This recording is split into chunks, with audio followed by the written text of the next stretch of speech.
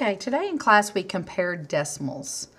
We have been comparing whole numbers, and today we compared decimals. So I wanted to share with you some of the helpful techniques that I showed the kids today.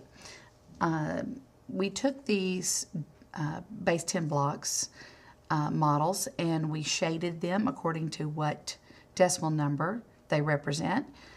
This one is 7/10, and you can see that these are the tenths instead of the hundredths. They're rods, so we shaded 7 out of 10.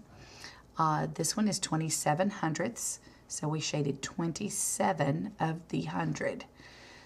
This one is 9/10, 23 hundredths, 40 hundredths, which is the same thing as 4/10, and then we're going to shade 5/10.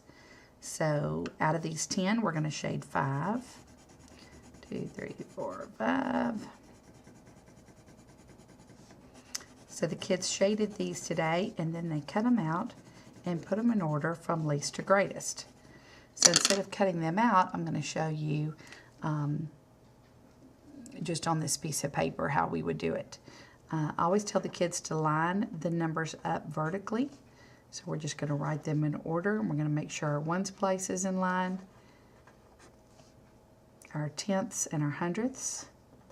Notice that some of the numbers do not have a hundredths place, so that sometimes throws everybody off. So what I tell the kids to do, like on the 7/10, the 9/10, and the 5/10, is to put a 0 on the end, because if you do not, they try to trick our brain. It looks like this 27 is more than 9, but it's actually 27 hundredths, and this is 9/10, which is a lot more.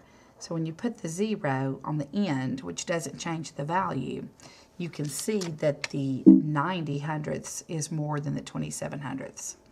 Same thing on the 5/10, we're going to put a 0 on the end. The 5/10 is equal to 50 hundredths. So then they can take these numbers and, with them lined up vertically, compare them and put them in order from least to greatest. So the ones place is all zeros, so we don't have to compare those. We can go to the tenths place. We have 2 that have 2 in the tenths place, so those are our 2 smallest. And 23 is less than 27, so we're going to put this one first because it's the least, this one second because it's next. Then we have 70 hundredths, 90 hundredths, 40 hundredths, and 50 hundredths. So out of those, the least would be 40 hundredths, and then 50 hundredths, then 70 hundredths, and then 90 hundredths would be the greatest. So now we have them in order, and when we cut them out, we can put them in order from least to greatest. If you also look at the shading, you can tell which one is the smallest. The 23 hundredths only has a little bit shaded. The 27th a little more, and then it gets, the blue sections get larger and larger. So the 9/10 is the most. It's the